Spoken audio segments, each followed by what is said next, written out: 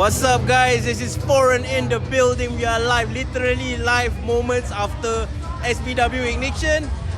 This is an interesting way to do the podcast because I'm without Mr. Young, but I'm with the sponsors today from Miraj Advisory. Say hi, guys. What's up, guys? What's up?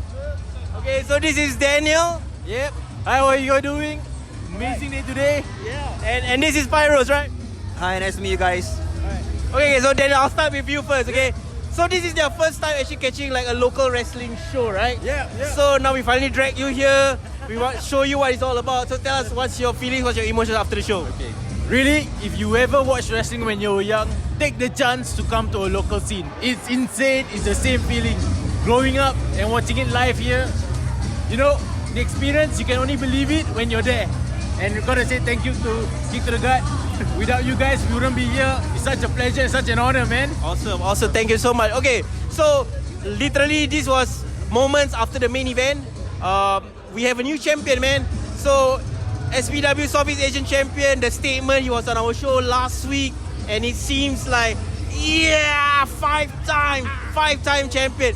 Bro, Fyro, this is your first time seeing the Statement live. We saw him on the podcast last week. How do you feel seeing the match, seeing what just transpired? It's very different. I think most of us, we have the views on how local wrestling will be like in overseas lah. I mean, like when you're watching at WWE or maybe like the old school WWF. But when you're watching it over here in person and you see the characters, you know, play out and how they actually fight one another, it's a bit different. So yeah, thanks again to Kick to the Gut for bringing us here. I didn't even know that this exists in Singapore. So yeah. Awesome. Yeah, so like basically what just happened, right? Like quick lowdown, right? So not only did Statement win the title, he actually got a lot of help from a very brand new faction in SPW, I think it's a brand new one they're going to start up. Yeah. And it's kind of insane. It was like a big plot twist, I would say. Yeah. I think it was a shocker for myself and Fahad. It was like, holy shit. Oh. Yeah, correct. Because what literally happened was that the Midnight Bastards, right? Young tag team, we saw a lot of potential in them. Mason and RJ, they literally helped Statement win the title by dirty means. And it seems like there's a new faction in town in SPW, man. And what ended up being a 6-man showdown between Aiden Rex, who unfortunately lost the title, with the Horrors, who came to save the day against the three of them. So that's a very, very interesting thing. Okay, let's take things from the very beginning, right? Yeah. The very first match, right? Okay, Pyros for you. It's a women's match, right? So how do you feel seeing like Alexis Lee and Maya, I can't remember what's her name, Maya Yukihi from Crystal Snow from Japan? Well, it's interesting. I mean, usually I would expect it to be a males match in the first round. But one of the kicks that I think it was under, who was it? Who did the kick? Snow, is it? Crystal Snow. Yeah. Her kick was solid. Yeah. Super hard. Awesome. Nice. Very different. Awesome, really.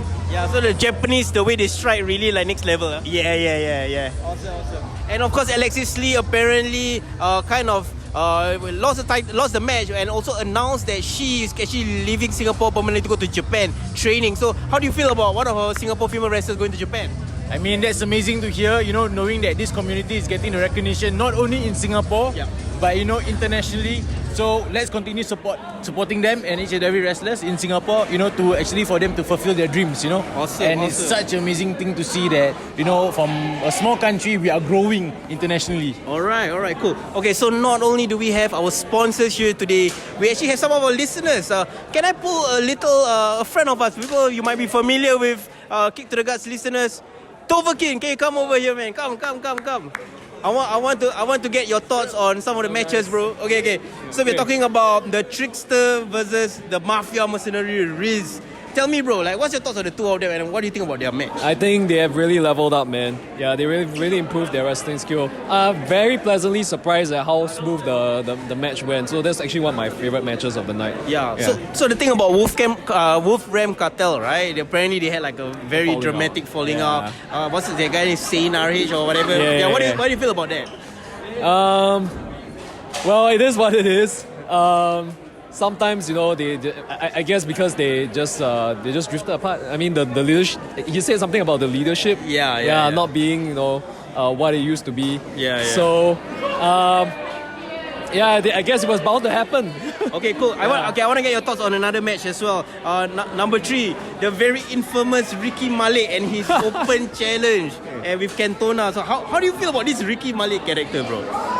I just think he's like a budget MJF. Hey, he's literally behind us, so like we better be careful, lah. Yeah. I say what I said. I say what I said. Cool. But it was still a pretty cool match. Okay. Cool match. And the thing about this JD Lee, we never heard about him. Some Korean guy suddenly came in and very beloved guy. Oppa, man, Oppa. Everybody loves the Korean guy, man. I see. Yeah. Okay, so at this point in time, we literally have Riky Malek at the back. So, would you like to come and do an interview here? No, he's ignoring me. Okay, take a photo first. Mr. Riky Malek, can I just ask you a very quick question? What? Okay, Ken, please take a photo. Okay. Okay, I'll help you take. Okay, so this is literally happening live as it's happening. Okay. Alright, 1, 2, 3. Okay, cool. Here you go. Oh, one more? One more. Alright, sure. Okay. Alright, 1, 2, 3. Alright, okay, cool. Mr. Riky Malek, can I ask you a very fast question, sir? We saw you showcase. Oh, okay, no problem. We saw you showcase your. What happened to the phone? Okay, I think clearly probably like low battery. Intern things lah, bro. Intern things lah. Okay, anyway, back to the question, right? We saw you put out an open challenge. You're being very, very fair, and suddenly this Iman came with some Korean import, JD Lee. What's your thoughts of actually facing that? Because you certainly have a lot of things to say about all these Korean people.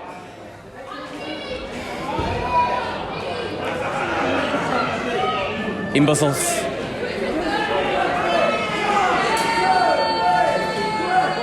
Yes, imbeciles. Yes, I agree. You did eventually, came face to face with Destroyer Dharma, and Cantona apparently met his match.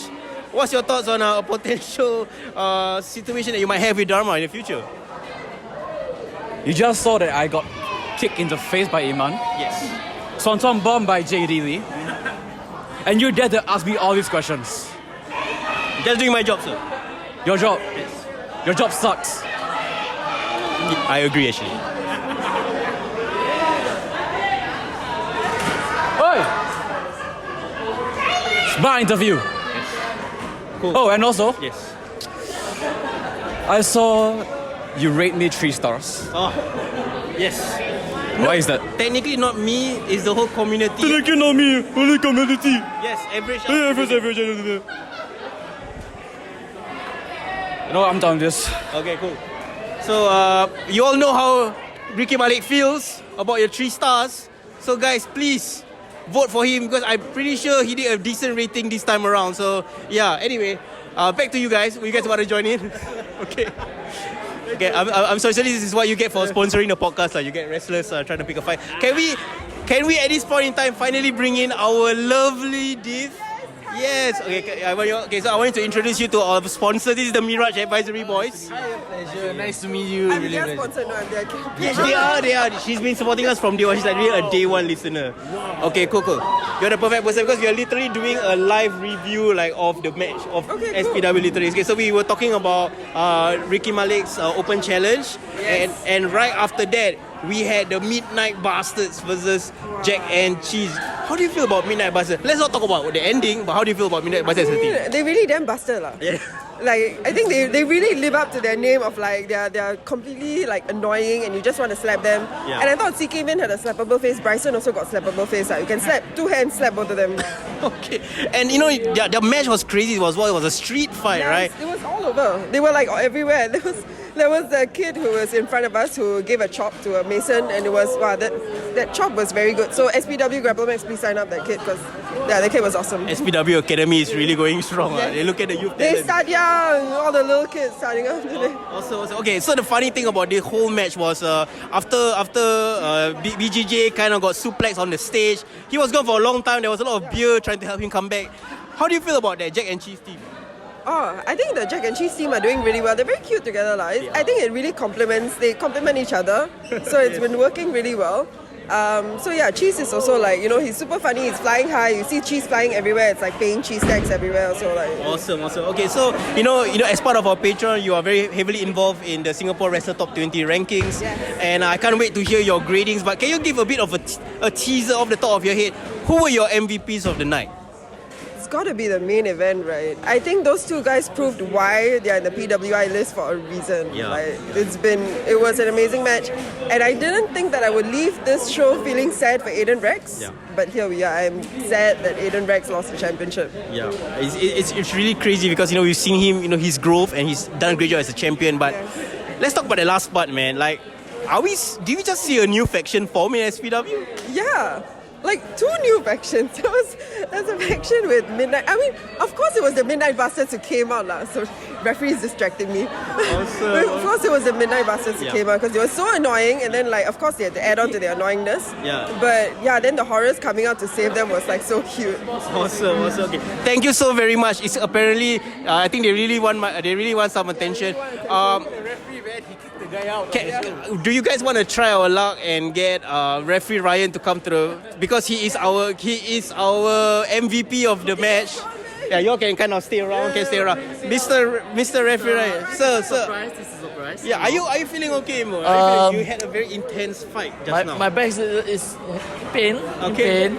Yeah, but I think I should be fine. Okay, cool. So tell us about this situation that you're having with the Age Lord, because CKV and Age Lord, they were doing very underhanded tactics and they were trying to push you, and finally you kind of lost it and beat up. Had a very awesome fight with Age Lord. So how are you feeling, man? What's the situation with you and Bryson Blade? Actually, this situation actually started, not wrong, actually, 2 years ago, actually. Okay. It's actually started from him and CKV versus Alexis Lee and Kelly Kimberly. Ah, I see. I think that's where the fire started.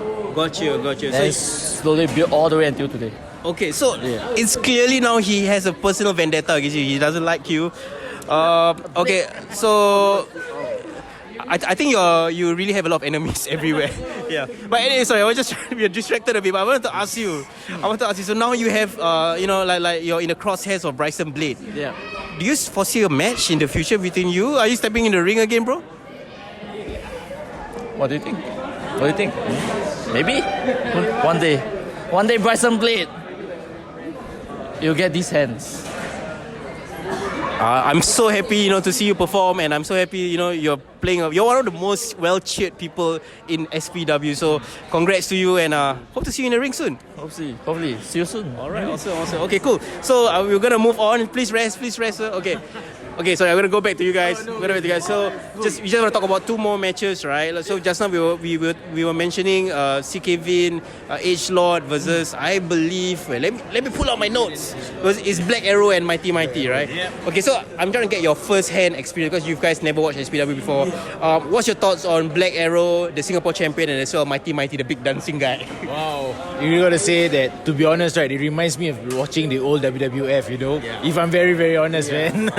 Not because of how they look, but really the entire performance was amazing. The vibe. Yeah, the vibe was there. And it reminds you back when you're watching seeing Viceroy. You think? Viscera, yeah. Big Daddy V. I mean, most of touching back on that fight itself, right, and the other fights. Yeah. Some of the other wrestlers, they do give us hints here and there of who they kind of maybe got an inspiration from. I would say who they remind you of. Yeah, who they remind us of. A lot of them are I would say back in WWF. A lot of the wrestlers, I think they give when I sit down and watch they give me an idea of WWF wrestlers here and there. Okay. Clearly the referees already taking attention. Alright, take photo. Okay, you come after this. After this, you join us. Okay, we'll keep it going. Okay, he's here. He's coming. Okay, referee, sorry. Nice to meet you, sir. Bro, we were just talking. Okay. Why? Because I'm Malay. Yes, because you Malay. This is a Malay crew right here. Okay. So right now the situation is this is our new sponsors for the podcast, Miraj Advisory. This is their first time coming and watch the SPW show. Local wrestling, never watched before the entire opinion. You've seen it on TikTok all, but they never get a chance to come. Yeah. Cool. So one of the things I want to talk about was they say that this reminds them of watching WWE. Some of the wrestlers have a lot of influences from past Attitude Era wrestlers. If you can kind of sell the reason why somebody should go watch an SPW show, especially for Let's fans, people who like wrestling but they never knew that there was local wrestling, what would you say to them? One thing for sure, you gotta expect the unexpected, and once you see the show, everything about that, it's something that you don't actually see before. You always see on the TV, everything about that, but you don't really see live as a person. So it's so much more different. You see, WWE SmackDown came down to Singapore or whatnot, or WWE entire came down to Singapore, but that is more high level. But as a local scene, you can see the much more difference, the local chants and Local chance. that's the more important thing. Like we mix around everything about that. Awesome. I totally agree with you. I mean, I came to watch WWE live when it came to Singapore, right? But the atmosphere is completely different. I mean, having the local scene about it and the local chants, you know, you just feel like you belong there also. It's such a big difference, you know. It's such a big difference. You don't hear that. You don't hear Riky Kayu in WWE. Riky Buta, Kasut Baru or whatever shit it is. Bro, how many years have you been hearing this Refi Kayu chants, man? How long already, bro? Okay lah. To be honest, ever since I joined this SPW is 12 years lah. Wow. So 12 years. Yeah. I've been hearing a lot. Screw me. FU referee lah, referee kayu lah, all the censored words lah. Okay. But cannot say lah. Understand. Podcast halal lah. Yes, podcast. We podcast try. halal. Technically a halal. We try. Okay. Last question. Yes. You are an OG. We also saw some legends in the ring in Sima and Kaz Hayashi. For those who didn't know the history of Kaz Hayashi, because he kind of announced that he's going to retire in July, can you give us some context on how big of a deal he is in Japan and all around the world? He's one of the legends, or should I say, pioneers that actually step up into the Japanese world, in the Japanese wrestling world. Hardstyle is also one of them. Everything. He's not the main one, but he's actually one of the few guys that actually bring up the wrestling industry in Japan. Everything. So he bring up towards the Asia, then from Asia to Southeast Asia. So technically, he's more towards the. I don't think Americans or whatnot will recognize him much, but more towards the Asian industry and the hardstyle way of wrestling. So I would definitely say he's one of the person that actually bring hardstyle into life, into Asian industries. I see. Yeah. So easy we said legend. Yeah. But legends never die. Legends never die. That one song, right? Just like he's retiring. It's a bit sad that our first show is his retiring show. Yeah, so it's a bit sad. I see. It'd be nice to see him again. Yeah. I mean, of course, it's something different, everything about that. So we will definitely. It will be the last one. So you guys are wonderful to actually see him wrestle, everything about that. So Nice. don't forget that this is not his last one. I mean, from YouTube you guys can see again. So definitely won't be his last one in the ring. Definitely. I believe so. Alright, last question. So whatever just happened, Melayu always got to cari Chan, you know. Always got to find one more. Okay, last question. Okay. We ended up with a 6-man showdown, you know, between Horrors, Aiden Rex, and Midnight Buses and Statement. You know, you as the OG, you have seen Statement win all his 5 championships, right? Yeah. This Statement with affection, what's gonna happen to SPW, man? Wow, what happened? Wow. Okay, for me, I would simply say explosive. Nice. So the word explosive, taking your own terms, enjoy the SPW events, everything about that. So definitely, this is a beginning, the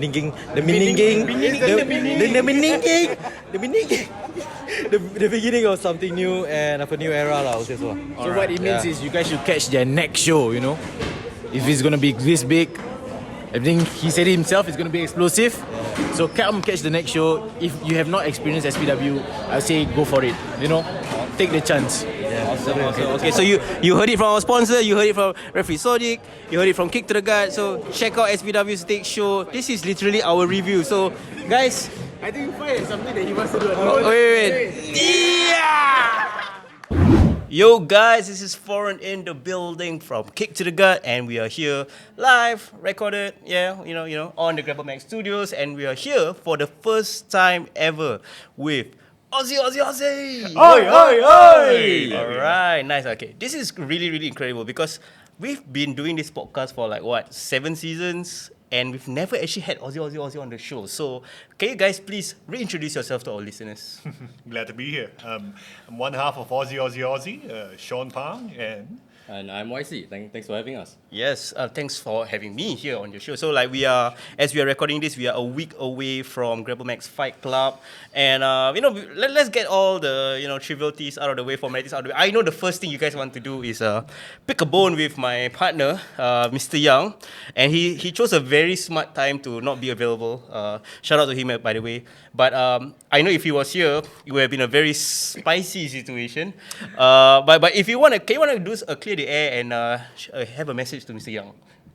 Oddly tactical you choose now of all times to make a disappearance, but definitely, I guess what's the initial issue again? What the fact that you see two Chinese white kids and be like, hey, how are they tight with Aussie Aussie Aussie, right? Like, is that the case, YC? Yeah, I think that's pretty much the biggest issue. But look, I understand that there's a lot of questions around, why are these two Chinese kids calling themselves Aussies, right? Mm-hmm. Okay, look, number one, we have never said that we are Australian, right? I think that's the most important. Yeah, let's thing. clarify that. We have never said that we're Australian, right? Like, like when we first debuted at the previous Fight Club, actually, there was a little bit of backstory of how Sean and I met, and actually that revolves around Australia, right? So a bit of backstory for both of us. We both did indeed actually study in Australia. We both have an appreciation for Australian wrestling. We both have trained in Australia, and we actually met at in Melbourne at New Japan's Melbourne show during the meet and greet queue, right? So there was a VIP meet and greet queue for the New Japan show in Melbourne Southern Showdown in 2019, right? So it was raining very heavily, waiting outside the building, right? Then I was wearing this brown Zara jacket, right? You might have seen it in our matches, right? Yeah, for right? sure. Yeah. Right. So suddenly this guy next to me just taps me on the shoulder. Hey, bro, nice jacket. Yeah, I look up. I was like, hey, thanks. It was the same brown jacket, right? But the conversation kind of ended there. I see. So after that, we continued with our lives, and half a year later, back in Singapore and Grapplemax, I'm lacing up my boots after starting training. I saw this tall guy come in, very familiar. I'm like, were you from Melbourne? Literally. Yep. Wow. Okay, this is like a bit of serendipity, in a way, right? So when you guys met and tapped each other, did that whole compliment thing, do you guys know both of you were from Singapore? No. No. That was literally the whole conversation. I was just happy there's another Asian guy in the queue. That is true too. Okay. This is really cool. So you're saying that you guys met literally out of nowhere in the middle of Melbourne, I'm assuming, and for a wrestling show, and then you all went your separate ways, and somehow you are back in Singapore, you all reconnected. Yep. Exactly. Okay. That's how it happened. That is some Australian magic going on here, right? I mean, definitely to anyone else's eyes, they like to tie it to hey, Aussie, it's got to do with nationality. Not really. Okay, sometimes. Especially when looking at the tag team scene in Singapore, or even the region, so we really want a solid tag team to represent us and representing Grapplemax and showing to everyone else that who we are and what we can be. Sometimes it's magic, sometimes it's fate, sometimes it's simply friendship. Isn't that right? Okay. Exactly. Okay, we hear what Singaporeans think of. What Mr. Young thinks of you calling yourself Aussie. But what about the Australians or Australian friends that you might know, people in Australia?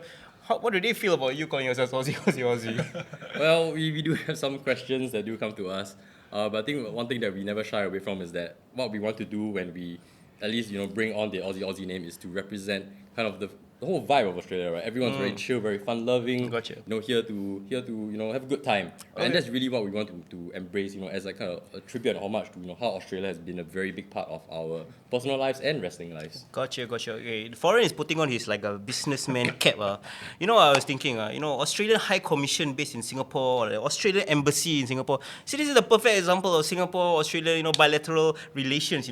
You guys should be ambassadors of Australia to Singapore and vice versa. I'm just saying. Gotta make connections happen, man. You should be around here when I believe we went to Perth to do a show, 2 matches at that one time. I think they find us kind of endearing, even though we come on in two Chinese kids just bursting on in, chanting Aussie chants along with the crowd. I see. It's great to see so many friends there, and we want to take that culture back with us to perform here as well. Gotcha. Will it be hilarious if you guys, are as a team calling yourself Aussie and actually doing a circuit of matches in Australia? How will that be like? I think that'll be very interesting depending on how the crowd receives us. Yeah. I think we were quite fortunate that our last round in Australia, we were very well received by the Australian crowd. Nice. I think that's very fortunate. But of course, if we travel the rest of Australia, you might get a different reaction.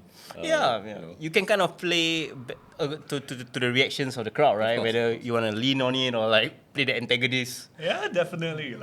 Oh man, but maybe a bit off-brand, but a bit challenging, but we'll see. Okay.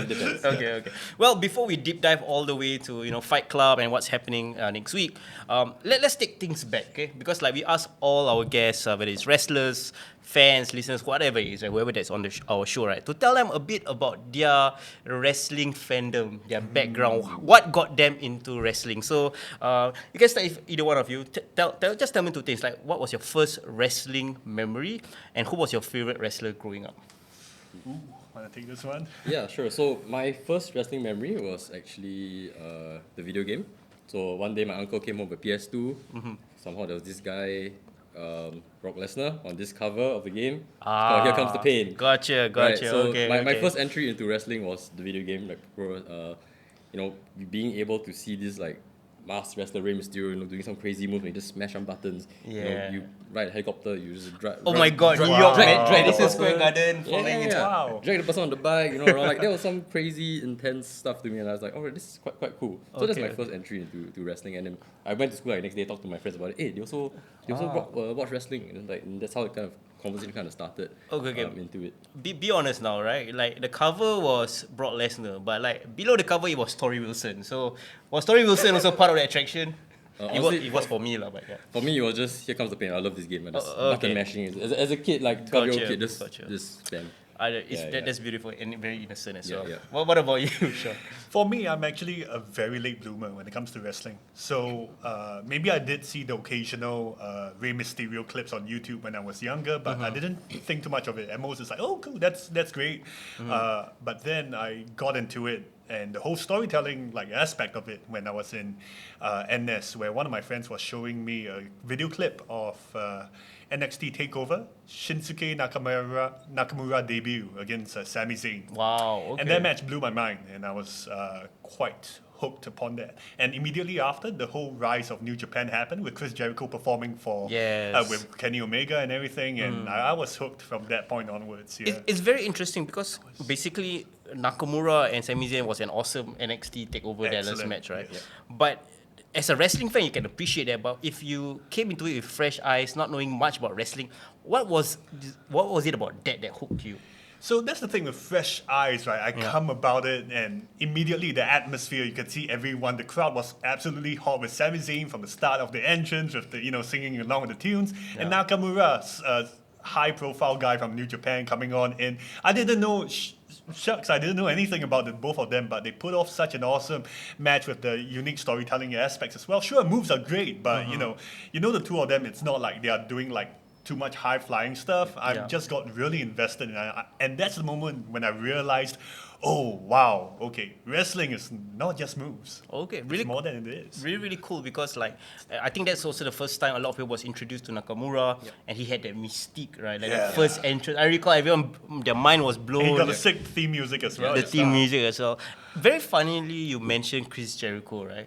This is back to YC. The first time I saw you in the ring, I'm pretty sure if you guys heard our reviews, we were like, this guy looked like Lionheart Chris Jericho a bit with the hair and all that. So I'm just curious, was that unconsciously a thing that you suddenly realized there was this similarity, or you try to pattern yourself in a way? It wasn't something that I actually noticed until you guys mentioned it. Because when I started watching wrestling, Jericho had the short hair, the one where I think he got fired after he wrestled John Cena or something. Oh, so it was the short hair, wasn't really Lionheart. I had to at that point, when I was watching wrestling, I had to watch back a bit, and right, that's true. There's a bit of similarities there, but no, it's kind of my own thing. Stand out a little bit more compared to other people. It's very interesting because in the early 2000s, all the main eventers had long hair. You got Triple H, you got Chris Jericho, Shawn Michaels, and then we went through a period when John Cena was on top, where everyone had the buzz cut, everyone had the bow tie hair. It's a lot less about wrestling than you think. Maybe this boy that just doesn't want to cut his hair. Yeah. We are looking too deep. We are analyzing, over-analyzing it. Yeah, so very interesting. Just going back to your fandom or the rise of New Japan. It's a very interesting thing that you said there, because of course New Japan's rise in the late 2010s gave birth to Kenny Omega, Chris Jericho, the whole Bullet Club. It was a whole thing, right? But also another very interesting thing is that now Grapplemax is affiliated with New Japan. So how did that interest in New Japan led you guys to maybe seek out a wrestling promotion in Singapore? Did you kind of make this connection that, hey, this Grapplemax thing feels like they are kind of very influenced by Japanese style wrestling? I gotta say, I'm probably am not the best person to talk to about this, but definitely sometimes you're in the right place at the right time. You know a few people, you nudge a few shoulders, you shake a few hands, and you pretty much be respectful to everyone you meet. Who knows, sometimes the stars do align for all of us, and hopefully we can show everyone like in the region that Grapplemax is the place to be, you know, and that hopefully as well we get to learn more things from the New Japan folks when those initiatives do come to our doorstep. So yeah, Very cool, very cool. And also like you guys talk about like your detour, you know, studying in Australia, I believe, right, and then meeting each other there. What made you guys seek out wrestling, like even the indie shows over there? You know, some people like they like wrestling, but they will only watch WWE. They watch the main show. So what kept you guys so interested in the whole art form that you guys want to seek it out on the independent level? Okay, because mine started off with a quite interesting journey on this part, right? So I started studying in Australia about 2016, but that's kind of when I was falling off from my interest in wrestling. Right, like WWE was getting a bit stale. My friends were introducing me to New Japan, so I watched some clips here and there. Like, okay, that's alright. But suddenly on Twitter one day I saw Tommy Dreamer's House of Hardcore coming to Melbourne, 2016. Oh, okay, interesting. Okay. You know, on the poster got like Carlito, you know, got MVP. I'm like, oh, okay. Well-known names. Well-known names, right? Yeah. So I was like, alright, maybe I'll go and check it out. At the same time, turns out that there were Australian wrestling there as well, right? It wasn't just, you know, the high-profile names. Like, and that's where I was introduced into Australian wrestling. I was like, all right, this guy, Adam Brooks, this guy is great. Right, Sid Barker, this guy is great. Whoa, how have I not known that there is wrestling outside of the US? that to me was like kind of the moment. Okay, gotcha. That just opened up my eyes to Australian wrestling. So ever since then, I started to Instagram, you know, who are these wrestlers, you know, where are they wrestling, and just follow, and then this kind of blew up from there. And how it turned into, you know, seeking out the wrestling, like actually trying. For me, it was actually quite a specific wrestler that kind of, I guess, inspired me to do it. Okay. For those who watch New Japan, is Robbie Eagles. Yes, Robbie Eagles. Robbie Yes, Eagles. awesome. He is kind of like my biggest inspiration because every time I watch him wrestle, right, he's always, you know, he engages the crowd a lot, right? He hooks you in. Like, there might be times where, you know, maybe he doesn't win the big matches, but you always support him, right? You always find a way to want to cheer him on. And I think that to me was kind of like the moment. It's like, oh man, this guy like has suspended my belief for that, you know, 15, 20 minutes, right? And as a whole, right, that whole wrestling show, I just forgot about all my problems for like the 2-hour show. And to me, that's a realization that, all right, maybe wrestling is something that, you know, can help people escape from, you know, maybe some worries for an hour or two. And that to me was quite a big moment. And I think that then just so happened at the time, that same year, my friend actually sent me, he's like, hey, I'm going for this trial at Grapplemax. And then he sent me like this clip of him doing some small sequence after the show, after the training. Like, hey, that's quite cool. Like, I'll come and try it out when I come to Singapore. Came out for the tryout. That was it. Did your friend stay? Or? No. I did. It's always the friend that introduced you is the one that didn't stay, and like you're the one that end up going all the way, right? Yeah, very interesting. What about you? Man, I'm sure you know. You would recommend anyone who hasn't watched wrestling live to like go and see a live show, right? It's a whole different vibe, right? Yes, correct. So it was a funny story. It's like me, the most bespectacled, like studious person, like saw like a flyer for like, hey, you know, tickets $15 to like a local wrestling show. I brought my friend from like China along to go and watch. We both are the only Asians in that crowd. Everyone there were just like families that like kids were looking up to the lucha wrestlers like with awe, and the parents were just there just drinking away. And like the first like I think it was an introductory match. The champion came on in with the belt. I see two women at the front just chanting out, "You have herpes." What? You have. I'm hooked, man. I realized, hey, wrestling. It's not just like storytelling or moves or anything else.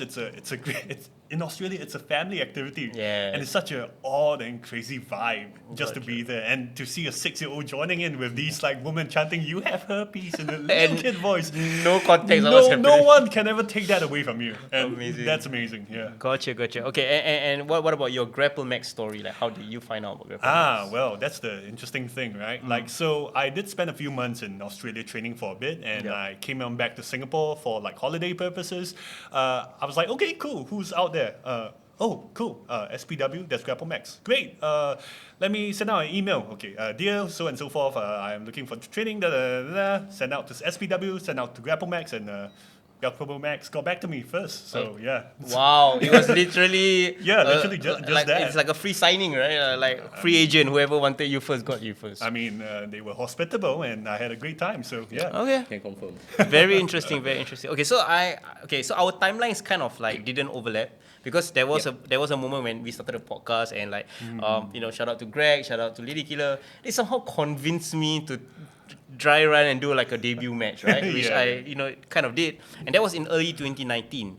But I heard both of you kind of only joined fully like all in like at the end of no pun intended at the end of 2019. So I've never actually seen you guys or trained with you guys at that point in time. 2019, where were you guys in your life? Like you all just finished studying? Yeah, what was the situation at that point in time for both of you? Yeah, so 2019 for me, I was just finishing up my undergrad, still in Australia. But at that time, I just went for a tryout at UPW, United Pro Wrestling in Sunshine Coast. Gotcha. So that was like towards the end of 2019. But after that was when I kind of started my masters, halfway through the year lah. So 2019 came back to Singapore. Did my training with Grapplemax and fortunately be able to debut at Chingay in 2020. Gotcha. Then the world shut down. Wow. Okay, so the timing of it though, right? Yeah. What about you, Sean? But the timing was kind of interesting, right? Like back then, I was still training a few months in with the Australian promotion. I was down. I met YC then for like the first time. We trained together. We did a great one together. He debuted, and eventually both of us got to go back to Australia for reasons and stuff. Then boom, COVID happened. A few months later, we are back together. Hey, wait a minute, you're back too. Nice. Okay. And it was those few months where, remember back then for physical training, you're not supposed to touch anyone. You can only like work on yourself. Gotcha. It was just me and YC for those like, I think close to a year or many months. Like it was at least a year. Just both right? of you guys training. Just like doing statics, wearing the mask on, like going about the ring through the kick-up program, barely touching each other. Shout out it to was, kick-up, man. Yeah. Yeah, it was. We were so fit. It was so fit. We were so fit. So fit. Okay. That's A little demoralizing. We can't touch and wrestle as usual, but we did work hard and like crazy. It worked out, right? Yeah. So you guys, when the lockdown happened, you guys were stuck in Australia, or you guys already were back in Singapore and you just decided to stay in Singapore? I came back to Singapore. I think it just kind of made more sense. Like if my uni is closing down and everything is online, maybe it would be a bit safer. If anything happened, I would be in Singapore home. So that was what happened. Did it delay your graduation in any way? No, I didn't. So most of my masters was online. So okay, that was Zoom University. Nice, awesome. What about you, Sean? And for me, I guess it's like, I was in the depression, man. I was it's cooped on indoors. You're only allowed like 1 hour out, like to exercise any point of time. And they did lift it for me to like fly on out, and they closed it back in when the infection numbers start to rise. So I got out just in time. Actually, otherwise you got out from Australia? Yeah. Otherwise, it's gonna be a few more months of scary lockdowns. And were you at that point in time finishing out your studies still? Oh, I was in the middle of my honors, but then. Imagine being like locked on in. You only have Zoom calls and like 2 other roommates to talk to. And I just got off a bad breakup back then also, so it's double whammy. Oh, the depression, all that. That sucks, man. Yeah. So coming on back, hey, look, there's YC, there's wrestling. I'm feeling a lot better lately. Gotcha. Hey, look at you, both smart people. You got like one guy doing honors, one guy doing masters, and they're wrestling. So I mean, just saying that this is a pretty cool way of spending your time. Talk to me about that, right? So like a lot of people in Grapplemax, the wrestlers in Singapore in general, they do wrestling. They do wrestling on the side, right? Yep. And they have a lot like full-time jobs and stuff like that. So like I'm assuming like you guys are just coming out of like your school. You guys have like your degrees. You guys have all your certs. And like it's in the real world right now. So like how do you guys kind of like figure that part out while still keeping the wrestling passion going as well? Can I take this? Because honestly, right? Yeah. We are pretty much living like the Aussie wrestling culture right now. Like we do have our day jobs, let's be real. Like, we do have 9 to 5 and everything, but it's just like the Australian suburban areas. Like if you're like an active wrestler, you're always working like 9 to 5 for your Monday to Friday. During the weekends, you're out and about, you're wrestling in a random match all the way like 3 hours drive away and whatnot.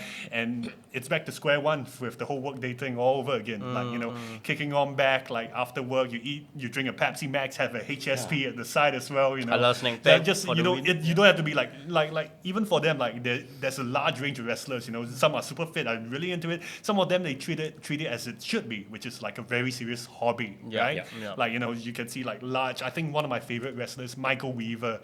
Large monster that guy is, and he's wrestling at that size and still being able to pull off amazing matches from my end. So you can see, I think it's also brings about to a part of Grapplemax, right? Like anyone can come on in and wrestle, you know, and like you know, doors open. We do not need to go back to the culture of like, you know, hey, you know, it's sort of like a boys club type of thing.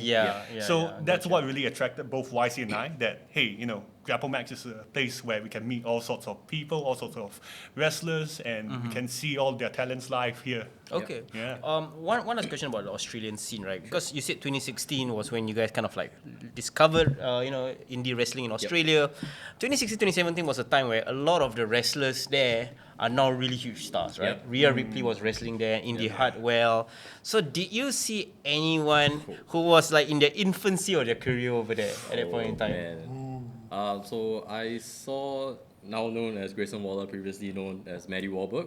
I think I saw him in early or late 2018. Super charismatic. He's pretty much the exact same guy. Such an ass. Yeah, in Melbourne as well. As in Brisbane when I Brisbane, saw him. Yeah, okay. Same guy. Same guy, nice. Love him, but you just love to hate him, you know. Nice. Yeah, also seen Bronson Reed, formerly known as Jonah Rock. Wow, in Australia. In Australia as well. Well, these guys are amazing. And back to the topic of like culture, right? We see like Bronson Reed and what is it, Gino Gambino? He did a stint with New Japan as well, and you see them in their day jobs. You know, some of them are like fitness coaches, some of them are working like the MRT lines then and everything, and you know on the weekends they wrestle. They changed to a whole new different persona. And these were people who like you said, like end up becoming WWE superstars. But at that point in time, like they were doing that whole culture of working and then wrestling. Pretty cool. Okay, so now let's tie it back to Grapplemax, right? And you guys were wrestling separately. You guys are friends at this point in time. Tell me about the idea of making you guys a tag team. Wow, this is quite funny because the first time that we actually tagged together was the previous Fight Club. I think 2 years ago. Was it 2 years ago? Yeah. So we were actually put together against Hotshot and Greg at that time. Okay, so it was a random pairing that you guys put together. Yeah, was this the one? Was it one off? I don't know if it was supposed to be an ongoing thing, but we were put together. And somehow it worked out pretty well. Yeah, I still remember then. I guess it sort of like clicked for the two of us because we've had such overlapping paths like in our individual selves. It's almost natural, and it didn't really come to us until some folks suggested it that we should be a tag team as well. And afterwards we saw like it's a great partnership. We got hooked together as well, and I still remember back then during our debut for that Fight Club 3. It was at projector location, if I remember correctly. Yeah, that was such a magical night, I think. You weren't there, I think Mr. Young was there for sure. I recall. So just like this coming Fight Club as well, you know, get your ticket soon. Hopefully you can get Mr. Young there so you guys say hi to him in person. Okay, very cool. So like now you guys were put together in a team and you guys kind of have to figure out like your chemistry and stuff like that. So who do you guys take inspiration from or like studied per se when it comes to tag team wrestling? Tag team wrestling specifically, for me, none so much specific for tag team, but more individual wise, finding my individual character and then seeing how it can mesh with Sean's. So for me, I took a lot of inspiration from Robbie Eagles, right? Same thing, you know, a lot of fire, a lot of drive, you know, getting the audience behind you, getting the audience connection. To me, that was very important. And also, eventually, you know, Robbie Eagles did become tag team partners with like Taiji Ishimori, now with Fujita. New Japan, right? New Japan, yeah, Fujita. So I think eventually when he started becoming more active in the tag team scene, that's when I also started observing how his tag team chemistry was with different partners and see what I can learn from it. Okay, cool. What about you, Sean? Definitely. I'm a tall, lanky boy. You see, in wrestling, there's only so many tall, lanky boys out there. I mean, the first thing we think of is Chris Brooks, right? But Chris Brooks, if you notice his wrestling, he doesn't wrestle like a tall, lanky person. He does like cutters and everything, and it's real insane. But I'll try and seek like other pieces of information. inspiration. Like one of my favorites from the Sami Zayn and Nakamura match. I think Sami Zayn's a fantastic wrestler. I also do seek inspirations from like Evo from New Japan, like as a brawler. Cesaro, he's such a fantastic worker with his strength and everything. And Miyu Watanabe from TJPW, who's very friendly, smiley, like strong woman herself. Tokyo Joshi? Yeah, Tokyo Joshi Pro Wrestling. Okay, Yep. cool. You know when you say tall, lanky guy, right? You know who comes to my mind? People don't think about him as a tall, lanky guy, but he is. Randy Orton. Randy Orton is tall and lanky, if you think about it. Especially when he started off his career, he didn't have that muscle. I guess so, yeah. But after a while, he's got that muscle to pat himself up and everything. Yes, so. correct. So it's very interesting that you said that, because we always think of wrestlers of a certain look, of a certain size, but then there are wrestlers who kind of like own that unique size about them, and it becomes all they think about, right? Whether you're like a Spike Dudley, whether you're Bronson Reed, whatnot, right? Okay, so now that you guys are a tag team, you guys are learning like different styles, your own influences. What are some of like your most memorable moments as a tag team in the last couple of years? Like some matches that you enjoy. Can I say one thing that I really love? I love your match with Bad Company, man. That was RIP, man. When I first saw that news, That was a wake up call for us. It was a wake up. Yeah. I think, but there's also, I think you guys stepped up. Like in that match, I saw a lot of like like a lot of like this inner fighting spirit that might not have been tested if you guys weren't put in the ring with such intimidating opponents. But yeah, tell me about that match and tell me about your other favorite moments as a team. Yeah, I think that one was very memorable because right as the match started, when I got clocked from the back, I started bleeding. Unfortunately, my face hit the rope. So for most of the match, you can see, actually I'm bleeding. So that was very memorable in not the best way. Damn. Okay. But I think that match really kicked us into the next gear. Yep. Like it really showed us that we have ways to go as a tag team, and especially not even in Singapore but in Southeast Asia as well, because they are legends, right? Yes. And the fact that we're able to, I would like to say, hang with them.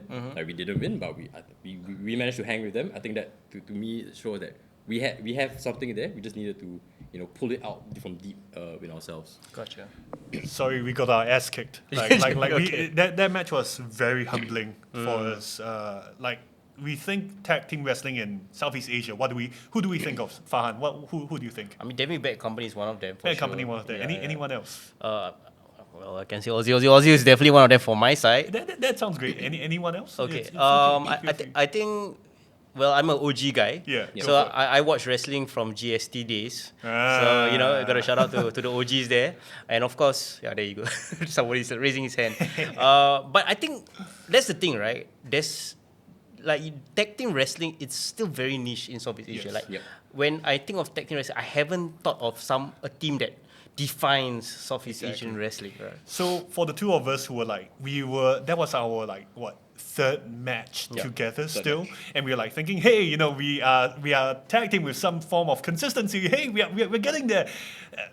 We are just here, and Bad Companies all the way up there. Gotcha. We were we think back and we're like, you know what, we got to do better than this, man. This isn't us. And what do we know? Like earlier in the year, we actually went back to Bangkok to fight the Bad Company faction once more. A right? rematch. You guys had a rematch. Okay. Unfortunately, I think it's not the original two. It was Golem Thigh alongside with Earth. Yes. One of their... It's not Peanuts, right? Peanuts. No, not Peanuts, unfortunately. Another match. Yeah. Okay. But Gotcha. we did travel to Thailand and managed to get a win over them Wow. for once. Okay. So yeah, good on us. Good job. Awesome. Oh man, so it really feels like a put together be it story or a arc for us, because we really wanted to show them that we took the lessons that they gave us back then all the way from our third match to after so many matches onwards, we finally faced them, and our experience sort of proved them wrong. Hey, we're not just some weak folks that can just beat us down. Gotcha. In terms of other matches that you guys like, who are some of your favorite opponents in Grapplemax as a tag team? Oh, wow. As a tag team. Okay, look, I don't like them. I think they are the worst people. But Showtiming. Showtiming, okay. Yeah. Showtiming. Okay. You gotta pay some respects Yeah. to them in a way, right? Yeah. I think our match at Settle Outside last year was very Chaotic. very chaotic. Yes. Very Oh, chaotic. yes. Young was saying it was Yeah. crazy, and it wasn't announced that it was like a hardcore match or a street fight, right? Well, False count anyway. Yeah, it was a Yeah. false It's not count. false Anyway. anyway, Okay. Yeah. But definitely, Showtime Inc. has shown that they are a solid faction and a force to be dealt with. And I gotta say, Julian, specifically Julian, he's very underrated. Gotcha. Like in a sense, he doesn't. It's not very showy to a lot of audience members, Yes. but there's a lot that he can do, and he can match up with a lot of fantastic wrestlers and put on great matches. So massive respect to Julian. Not a big fan, but respect. Where it's given. I had this conversation with Young. I felt like if Showtime Inc. was the Four Horsemen, I felt like Julian's a bit like Barry Windham. I don't know how you guys know how Barry Windham wrestles. He's like the mechanic of the faction. Like he kind of gets things moving, keeps things moving, but not as appreciated as like the one that stands out more. Yep. You know, like Exactly. your Prabhus or Yep. whatnot. Very very cool that you guys say that. And okay, before we jump into the the preview for Fight Club, Yep. I want to ask you guys, because you guys are the perfect people to ask this question, right? Grapplemax a few months back introduced and announced that there's gonna be a tag team tournament / championships being crowned, right? Dual Destinies, if I'm not wrong, at the end of June, right? Yep. So tell me how you guys felt like, wow, okay, finally they're gonna introduce tag team titles in this promotion. I think, especially last year, it was. You can see that Grapplemax is growing. Yep. Right. We have many new tag teams forming up, and I think this was the right time to introduce the tag team titles and grow the tag team scene, not only in Singapore, but we want to be able to help as Grapplemax, grow the Southeast Asian tag team scene. Right. That's why we do have competitors from IPW coming down as well. Gotcha. So I think that's something that we are really looking forward to help not only boost the Grapplemax roster, but also to help Southeast Asia as a whole. Okay. I think it's also worth mentioning that YC and I, we do have a plan in the hopefully immediate future. We want to be on the PWI, man. Okay. We want to be on the PWI top tag teams out there. Okay. Wow. Very feasible, oddly feasible. Yes. You see, and to do that, we got to climb up. Okay, definitely, we got great competitors from IPW as well as Balianaki, Mace, Saruga coming on down for this tournament. For their prestige. To be the first holders of their belts. That's gonna be a big deal as well. You guys gonna make history here in Singapore. At least if you guys go for A it. lot of stress, knowing you only have that one shot, right, for that tournament. After that, it's busted. But Well, while PWI 500 is an awesome dream and it's an awesome goal to work towards, I'm pretty sure you guys are pretty established in the Singapore Wrestler Top 20 here in the Kick to the Gut community. least, yeah. Yeah, because we've been having some gradings and people grading your matches, especially singles matches, because you guys were kind of separated for a while.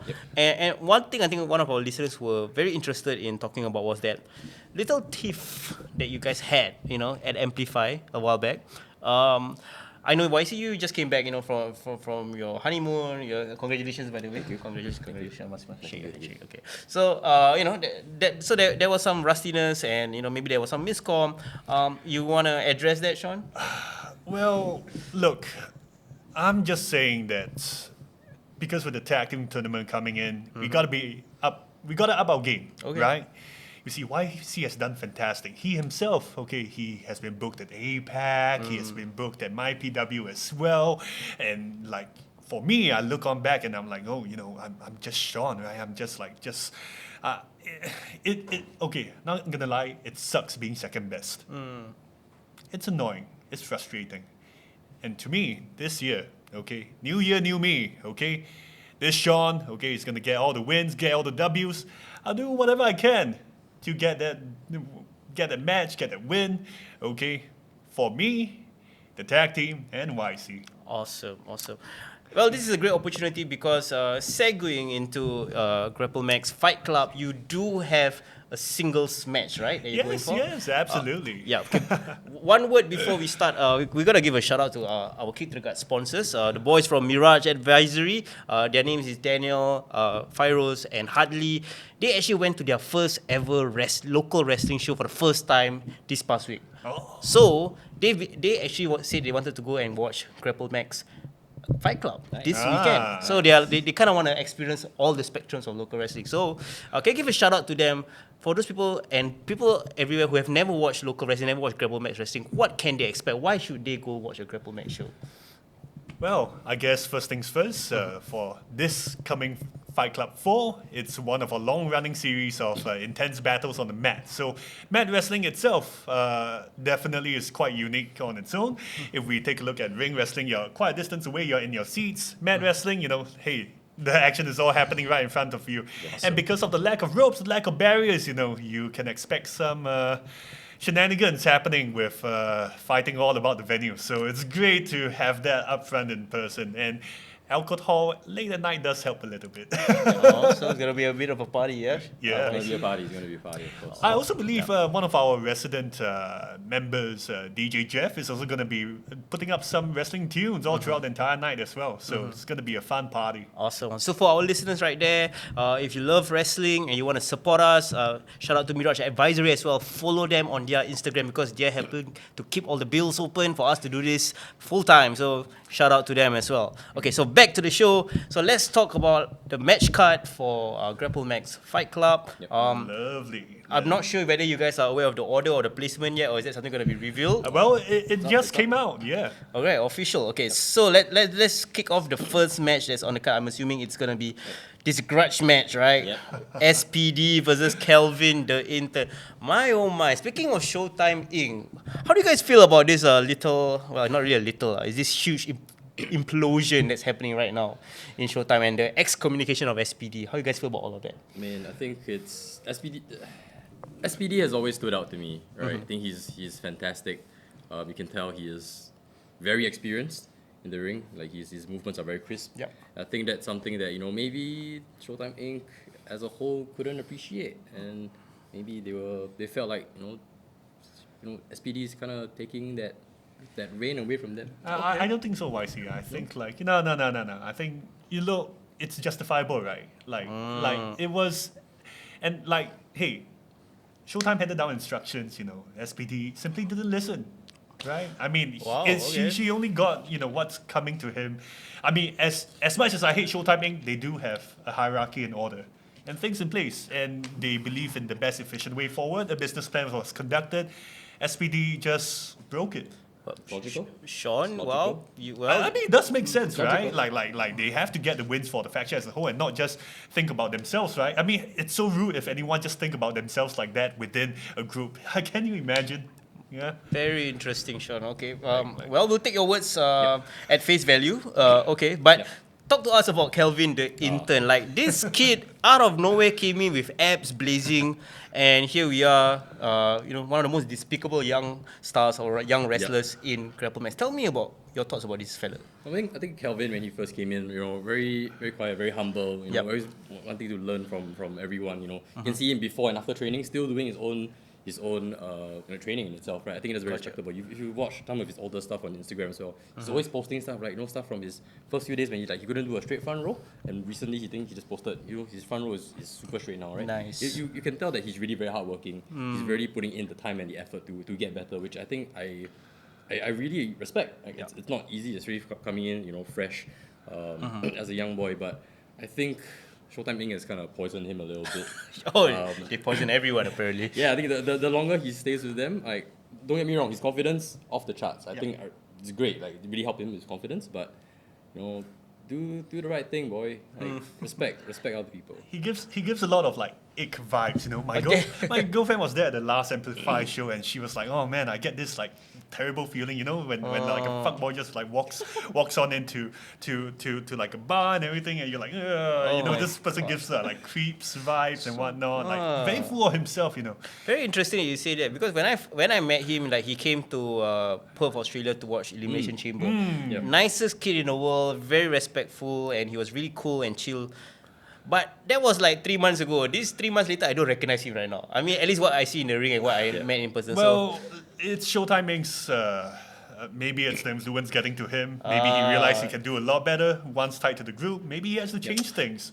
The last time I saw someone change their character attitude this fast was in NS when this very nerdy guy the whole gang bring them to Geylang and then come back. He changed his character completely, bro. So I'm just saying, man. I don't know what kind of initiation Showtime Inc. did. Yep. But that guy is definitely has been deflowered. Anyway, okay, so predictions, man. Who's gonna get the W in this match? I like to say that Kelvin's overconfidence will get the best of him, and SPD will take the win. Okay. I'd say we can't discount SPD's, like, he has a championship match coming up against Hotshot, right? Yes, Like, that's- we cannot discount the fact that he has gotten to where he is. He's definitely gonna go and beat the shit out of such a twerp like Kelvin. Okay. However, I gotta say, if Kelvin does have help with Showtime Inc. at the side, Okay. tables may turn. Gotcha. I'm just saying. Gotcha. I mean, either way, it's gonna be an ass whooping. But for whom? Well, we have to watch to find out, right? Yep. Okay, awesome. Okay, the next match, guys. This is yours. This is your time to shine, Sean. First of all, why are you having a match with Mingray? What did Mingray ever do to you? Look, it's a bit frustrating, but there was a bit of a tussle in the studio the other time. Okay, look, I don't get it. Like, why do people call me mean? Like, even for the past show as well. Okay, you saw me in action, YC, right? I'm just doing everything I could to get that W. Look, like, you gotta see. Let's say Inglorious as a faction, we lost to them like what? 2 times and one like sort of no result for the most recent one. result, yeah. Okay, look, it's a slightly net positive, right? I am trying to get everything possible in place for the both of us to win, and you know, some people just can't appreciate it. I'm bringing our tag team to the next level, and well, people like Mingray or like Divya, they call me mean and like saying that oh this you were like this before, Sean. No, okay. I'm just trying to make sure things go the way they are. I'm being efficient. I'm trying to be number 1 at Grapplemax. That's how I am.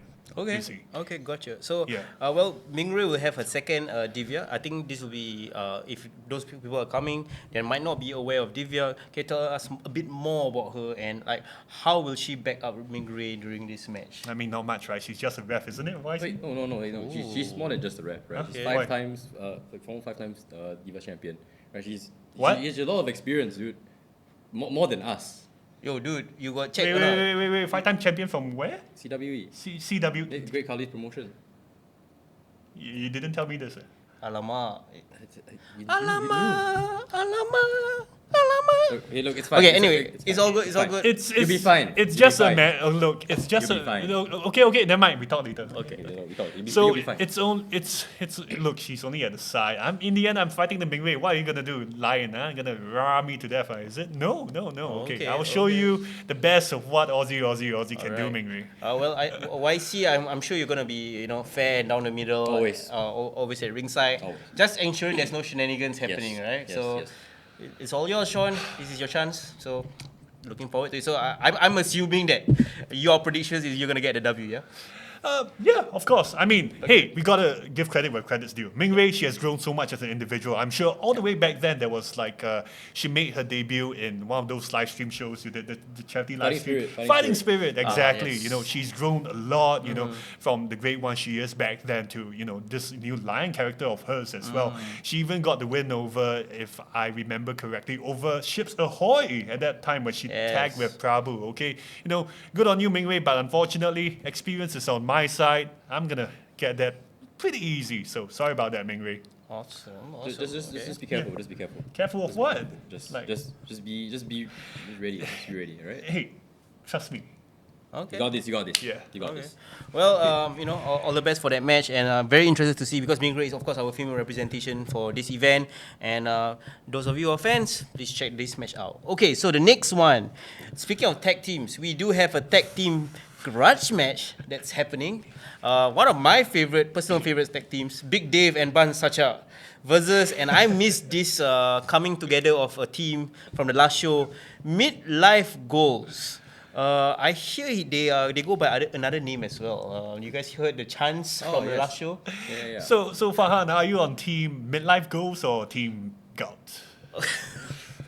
Got quite funny. Quite funny. I got that fucking funny. I'm not gonna admit, but hey, you know what? If they want to insist on midlife goals, go for it. I think people will keep shouting gout.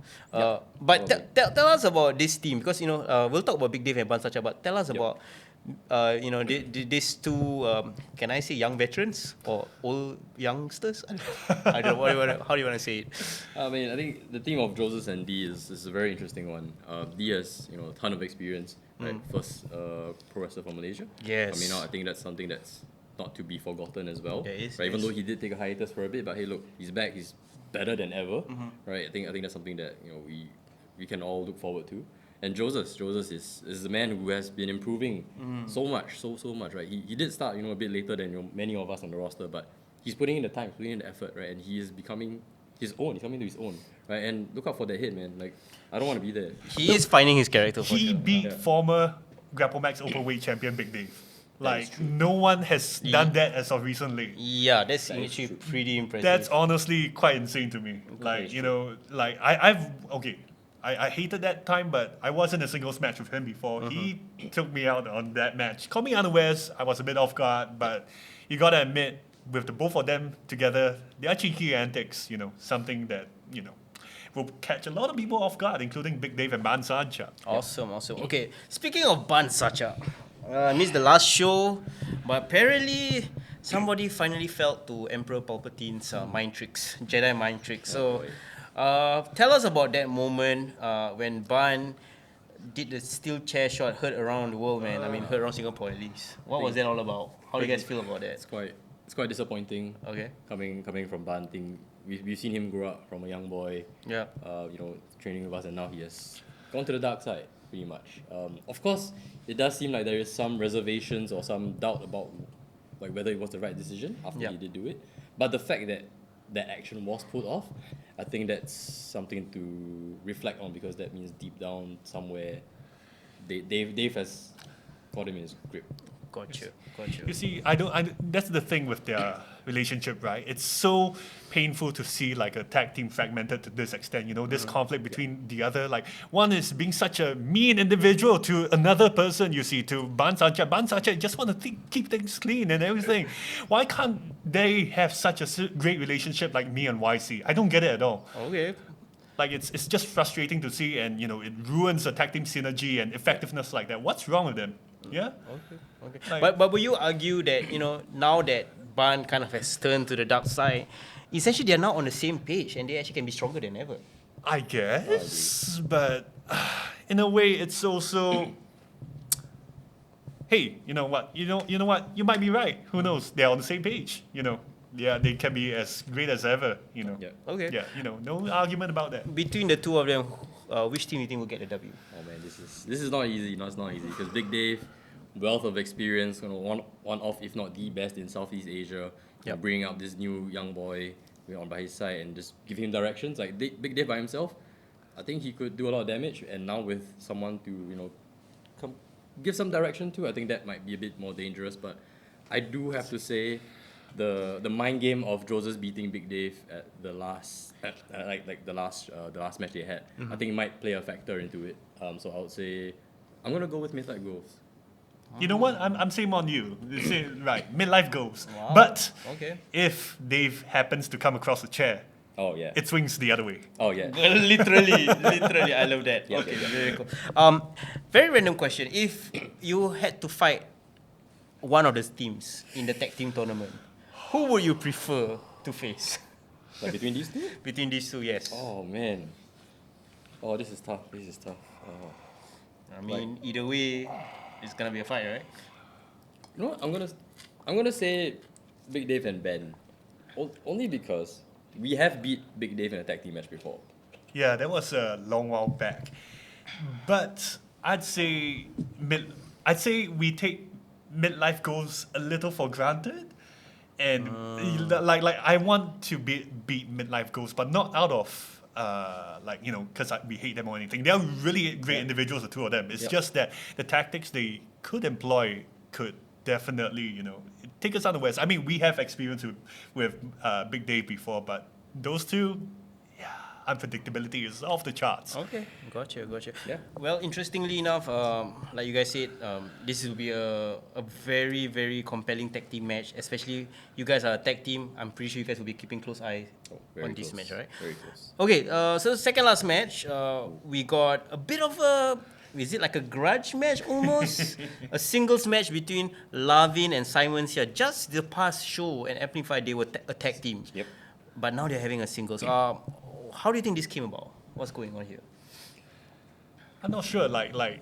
Look, Simon, I understand that you're on a winning streak. You're frustrated. You know, you remember that chase for the cruiserweight title, you know, and how that fell short. I guess if you think about it, Simon's just a little frustrated. He has a thing going with his wins and win with definitely Lavin with the tag team over us. Okay, well, still frustrated at that, but you know, hey, respect where respect's due. The two of them work pretty well together. Yep. And all it takes sometimes is just one disappointing loss to just feel incredibly frustrated. Maybe it's not just you. Maybe it's just some other factors. Maybe it's your other tag team partner as well. But I'll never do that to you, YC. Not ever. You can trust in me. I can trust in you just fine. Okay, very interesting. Is this a case of two tag team partners needing to kind of get physical and, you know, like fight it out, get it out of their system? Or do you think this is really a permanent breakup? No, as much as, you know, they did beat us, and I'm quite still a bit disappointed at that. I do want to see Lavin and Simon, you know, fight it out, but come back together again. I think they operated very well as a tag team. Yeah. Against us especially. But I think, you know, moving forward, having more tag teams in Grapplemax might not be a bad idea. And Lavin's ground game complements Simon's high flying game. I think it's something that you don't really see too often in Grapplemax. It is a pretty cool combination, if I say. But here's the thing. It's Fight Club 4. Yeah. We are playing with Mad Wrestling. Yeah. Who has the advantage here? Interesting way of putting it. There is no high place to fly from. I don't know. Unless you find something there. Well, I mean, poor Simon has to do a lot of recceing, right? For the venue itself, if you think about it. But for him, he's spending quite a good bit of time in Malaysia. He wouldn't have the time to go to that extent. Okay. I'd say Lavin has all the advantage in this match. Match gotta go towards him. Yeah, and you know, I consider Lavin a good friend of mine, and I am so happy that, you know, he's back from his injuries. Hopefully, he put all these injury troubles behind him, and he can go full throttle in this match. In your opinion, you said Lavin has the experience, but will he get the victory? With the overwhelming advantage of his submission-based wrestling, yeah, for sure. Unless Simon is able to somehow get the distance. He specializes in striking. He specializes in his high-flying moves. Do not allow Lavin to cover that distance, and hopefully, you know, there wouldn't be any chance of Lavin getting the upper hand. But sorry, it's all got to go to Lavin for sure. What about you, I see? I'm gonna actually have to say Simon might pull out, you know, something we might not see from him before, right? I think Lavin, you know, yes, his strength is in his ground game, in his submissions, but I think like what you said, if Simon does keep his distance, and you know, Simon can get very strong on his strikes, and I think if that's something that can catch Lavin, you know, a bit off guard, I think Simon might pick up the victory there. Okay. Simon's adaptive. He knows how to adapt to what's going on. So Gotcha. I mean, you never know. if a guy is willing to travel every single day, you know, from Malaysia to Singapore to train, I mean, you can't doubt his, you know, his passion, right? Now you know why he's so angry. Those jams are really. I also will be angry as well. Causeway Jam coming up this coming June. Correct. Okay, yeah. And speaking of Causeway Jam as well, okay, let's talk about the main event. This, I think, is probably the selling point of this Fight Club 4, right? Yep. We've been seeing, being hinted, there's teasers of this, and it's finally going to explode, right? It's going to be like, to me, this is the faction war of the year, right? Showtime Inc. and Inglorious. First of all, before we talk about that match, tell us personally, what's your histories with both factions?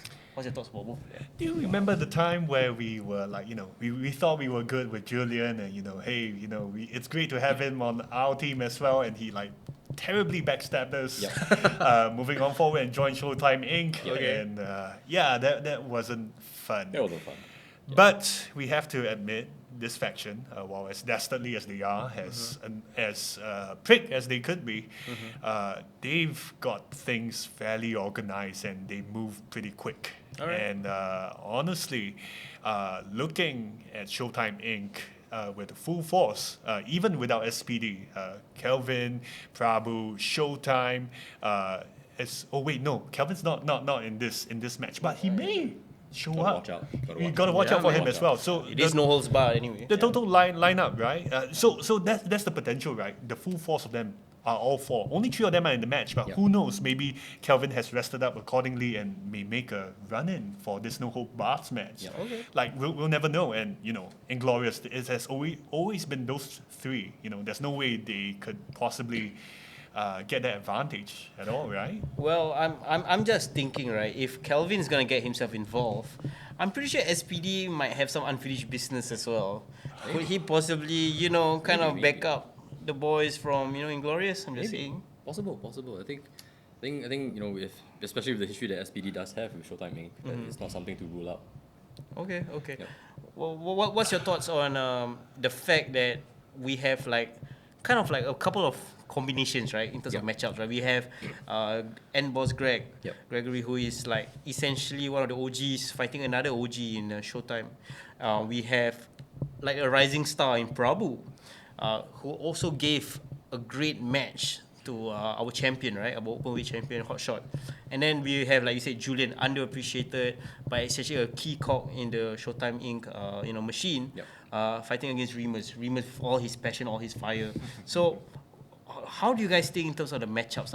What kind of styles clash and all that kind of things can we expect? I think it's going to be chaotic, right? We may not have the exact matchup that you said because low holds barred, no DQ, things are going to get messy. Yep. And I think for Showtime Inc., they are very used to operating as a team, right? Like you see, in almost all of their matches, all of the faction members are out to support each other, right? And that's something that it's quite interesting because for Inglorious, their faction mate trust the rest of the tag team to get things done. That's why they don't need to be there by ringside. I think that's something that's to observe. And the thing is, we've never seen. I don't think we've ever seen Inglorious full force together. Yes. Right? We've seen them individually. We've seen them in different variations of tag team against us.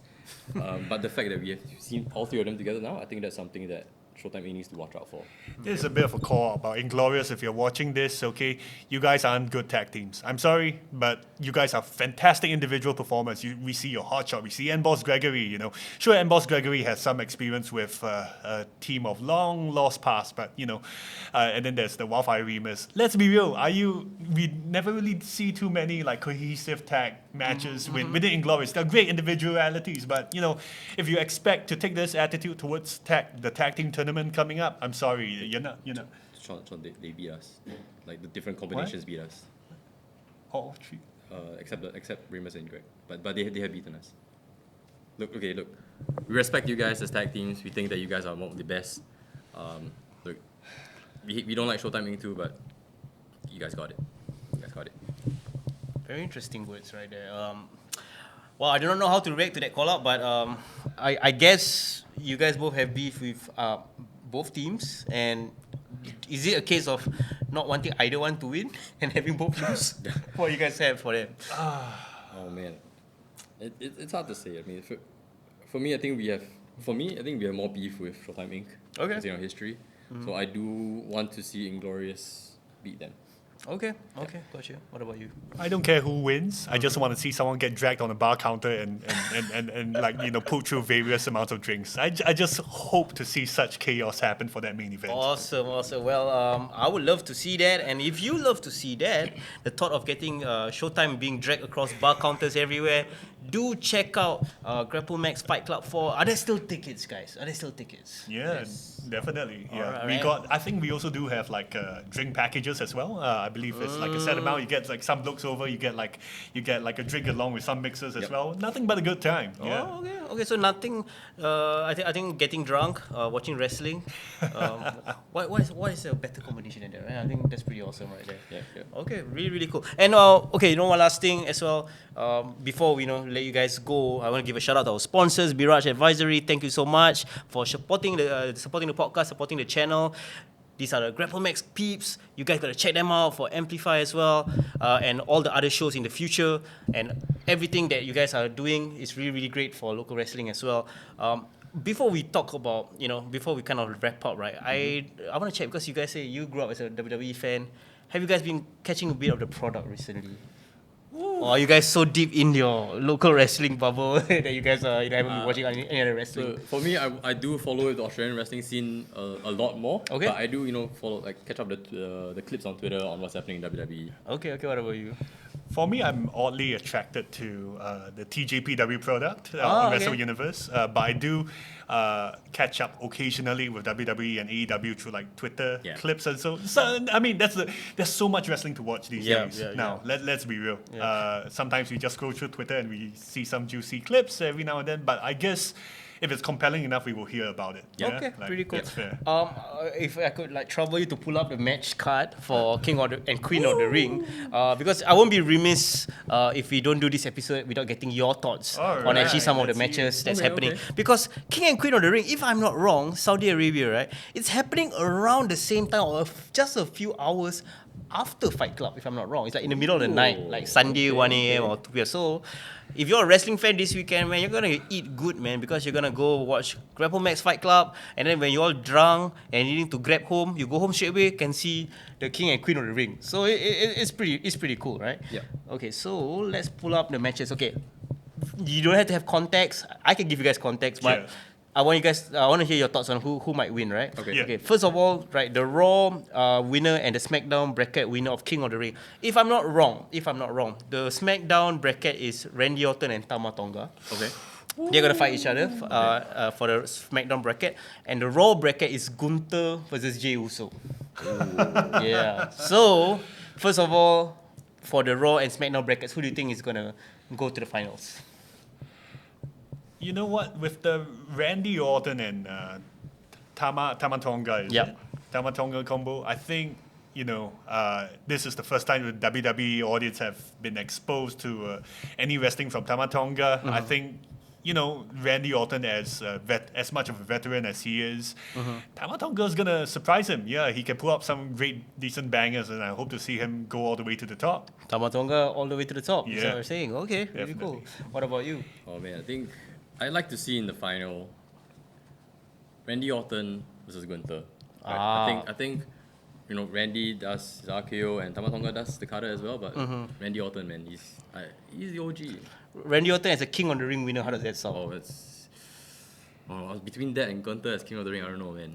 Can I check, is Jey Uso still doing the yeet thing? Oh yeah, he's doing all that. It's a big thing Yeah, he's now. going to lose, sorry. Yeah, poor fella. You didn't even give the fella a chance. Poor fella. Okay, cool. Okay, so of course, like Gunther, I mean, it's a walkover in my opinion. Like, he's gonna go to the finals. But Yeah. Gunther, which match would you prefer to see? Gunther versus Randy or Gunther versus Tama Tonga? Oh, There you go. it's interesting. That's an interesting matchup.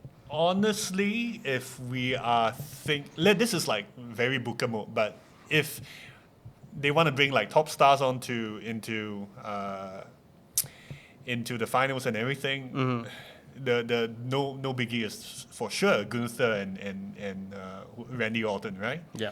Like definitely that would still be quite a banger. Gunther with his intimidating presence and everything, and Randy Orton with his name brand and just standing in the corner. He can just stand in the corner and just do like that action for like a good 5-10 minutes, and that's good enough. And he's paid for his booking fee. I mean, he knows how to kind of work his gimmick at this point in his Yeah, career, yeah, right?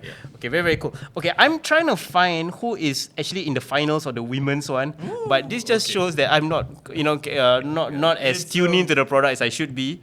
But I believe on the SmackDown side, it's Nia Jax is gonna face Bianca Belair on the SmackDown side, if I'm not wrong. Because Jade Cargill and Nia Jax, I think this past SmackDown they had like a smosh finish. I think they want to protect Jade Cargill. Okay. So Nia Jax went through, and then Bianca Belair had like a banger with Tiffany Stratton. Okay.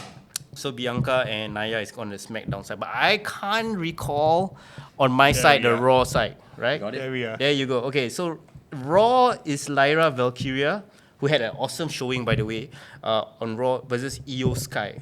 What's your thoughts on all these four competitors and the matchups? I think it just shows that NXT has developed a ton of awesome talent. I think that's one thing to really appreciate. Yeah. So I guess I'm curious also. Lyria, I definitely know the other three women, but Lyria Valkyria, do tell me more about her. I think I haven't been exposed. So Lyra is she made most of her name in the Irish pro wrestling scene. So she's like almost like Becky Lynch is a bit of a mentor. So they had an awesome series of matches in NXT when Lyra was a champion. So Lyra was a champion, and then Becky and Lyra had kind of like a little feud where Becky kind of did a side quest back in NXT last year and kind of made Lyra. So now that Lyra is kind of back in the ring, back on the main roster, she's kind of showing out lah. She's like kind of being almost like a second to Becky Lynch in her fight against Damage Control.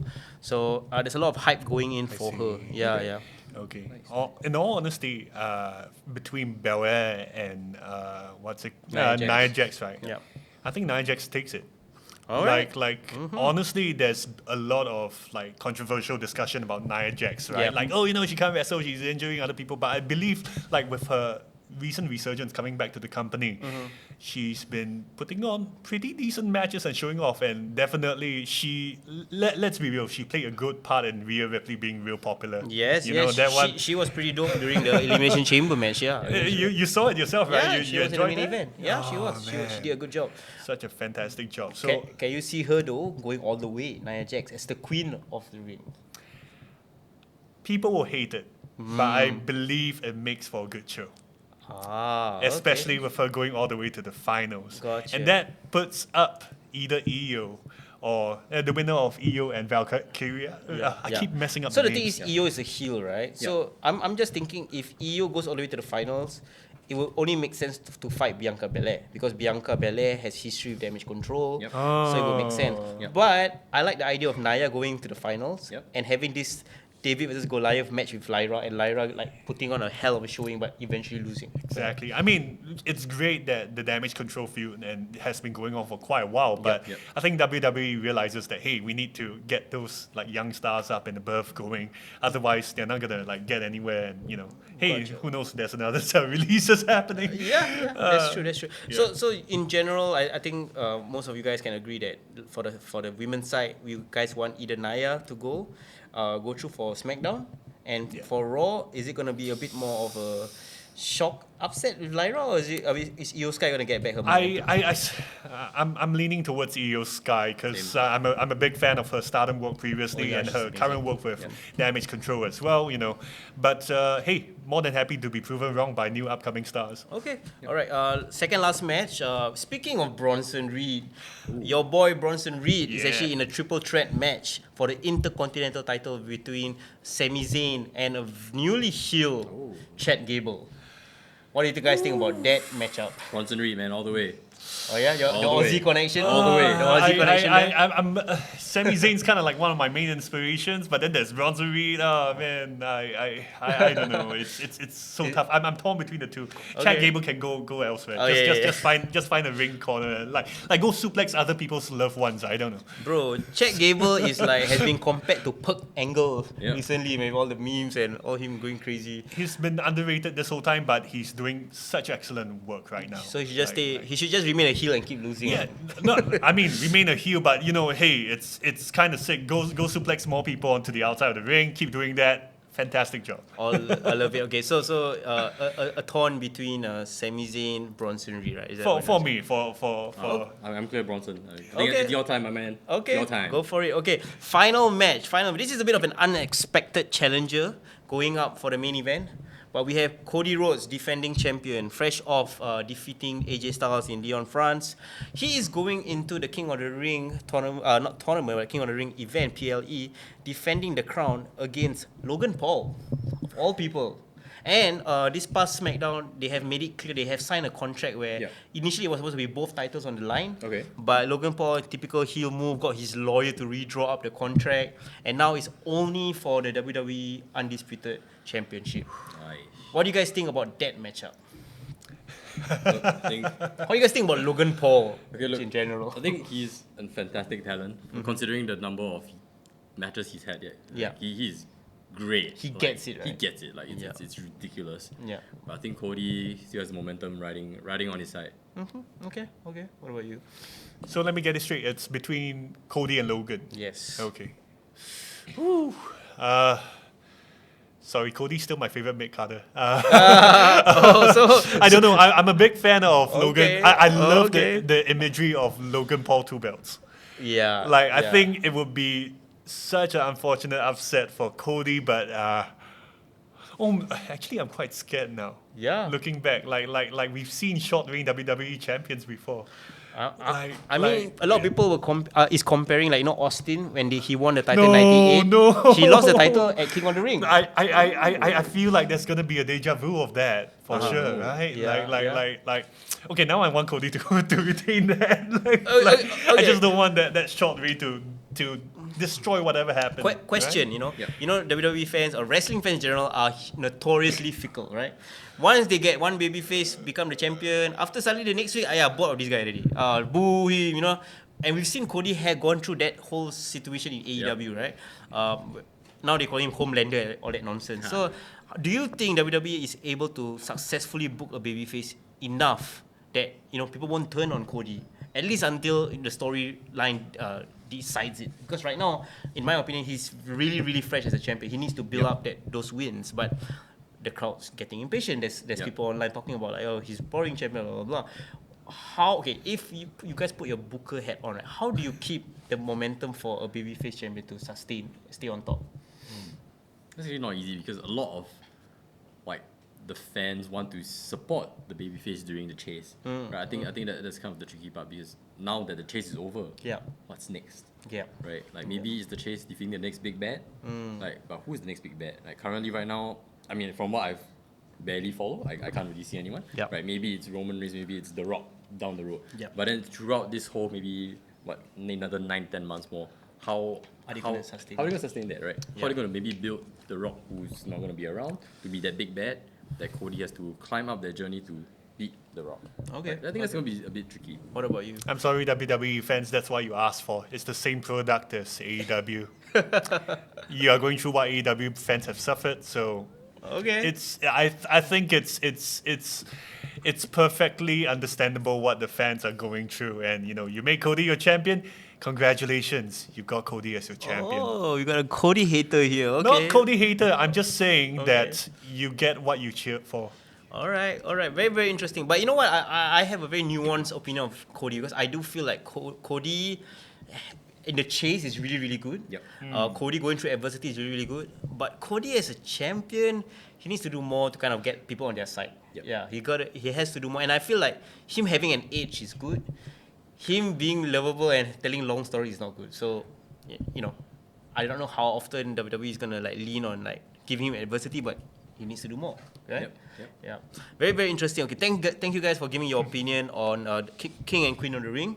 And for the last time, if you guys haven't gotten tickets for Grapplemax Fight Club, you guys gonna catch Aussie Aussie in action. You guys gonna catch Showtime Inc. versus Inglorious and a lot of awesome stuff. There are still tickets left, right? Can I confirm? Yeah, It's selling out real quick, so we might sell out in the next few days. Who knows? Awesome. So you guys better DM Grapplemax, go find out all the information you need.